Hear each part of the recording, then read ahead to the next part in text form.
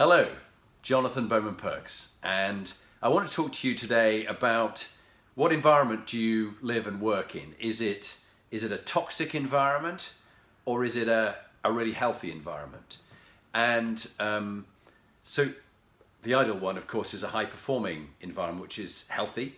And there's that expression that a rising tide lifts all the boats. Everybody can do well. It's not a zero-sum game like a seesaw. If somebody does well, you do badly. If you do well, they do badly. But some people take that attitude and it's really mistaken. So a healthy environment, there's a story, could be apocryphal, could be true, about two young naval officers in the Dutch Navy many years ago who were both very talented. And when someone said to one of them, let's call it Roger and Tony, when someone said to Roger, you're a really good leader and we're very impressed with your skills and the way you care for the men you lead. And Roger would say, well, actually, I learnt much of my skills from Tony. I really respect and admire Tony. I watch how he leads and I take many lessons from that. And equally in a separate thing, and neither of them were in the same situation when they were being complimented, but when Tony was on his own and he was being complimented by a senior officer about how well he'd done in leading people on a particular operation or something, he would say, thank you very much indeed, sir, that's most kind.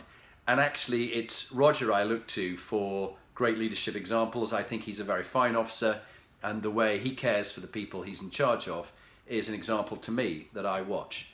And so because they weren't boosting themselves but they were talking about a colleague, genuinely, can't be made up, they found the two of them kept getting promoted until they became, both of them, admirals in the Dutch Navy and were very fine officers. So it's this point about, if you tell me how great you are, I'm less likely to believe it. But if somebody else I know and respect and admire says that you're very good, that's impressive. And a lot of my business is referrals by people who've worked with me, recommend me to somebody else. And it's probably the same about if I wanted to meet you and you said, let's meet up. It's a far more powerful one if someone I know and trust and respect say, I think you really should meet this person. They're very talented, or they'd like to have you as their coach, whatever it might be. So the two Dutch Admirals, see if you can find a situation where you give praise and compliments to other people when they're not there, because it's really important you do that. Equally, don't spend your time bitching about people when they're not in the room. Imagine that they're there when you're talking about them, and really would you talk about them in that way? An unhealthy environment. I was once a managing director in a company. It was a pretty good company most of the time, but there was an unhealthy aspect to it. There were 5 of us as MDs working to the CEO with a CFO to his side. And one of the traits which really didn't work was the CFO would have this ritual humiliation in the monthly sales and marketing and profit meetings, because we were a PLC and we had to report. And he'd go, Graham, last month you were the hero and you made great numbers and you were above target, well done. And Jonathan, you were doing poorly. But this month, Jonathan, you're the hero, you've done really well, exceeded your profit and your revenue numbers. But Graham, you're a 0. And he did it slightly bantering, but he was serious about it and you got the undertone. And of course, what happened? It meant that we started competing with each other to try and be the top dog, to be the hero and not the 0, because no one wanted to be ritually humiliated.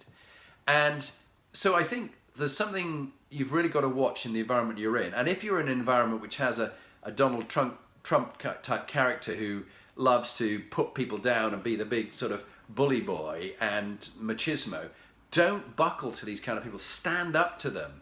And you can see this in the body language between people, whether you're cowed and down at heel, head down, looking a bit small-shouldered, or whether you stand up and you face it and go, no, that's not acceptable. I will not do that. So it is important that it's like the law of the jungle. You do have to stand up and fight for your team or yourself, but at the same time you need to collaborate. Win-win is seek a win-win rather than a win-lose, or a lose-lose, which is often the case where both of you lose because you're being pig-headed. And my final point is, when you're building a team, a high-performing team in a healthy environment, that beware being the leader who likes to have children, a parent-child kind of relationship. You're the big man or woman and everybody reports to you. It's a leader-follower culture. That is not healthy. What you want is a leader-leader culture where you're hiring giants, men and women who are metaphorically 2 inches taller than you. and you can learn from them. And in that way, you don't have to work so hard. It's a no-brainer. So seek to hire giants and not children. Thank you. Make a healthy environment and not a toxic one.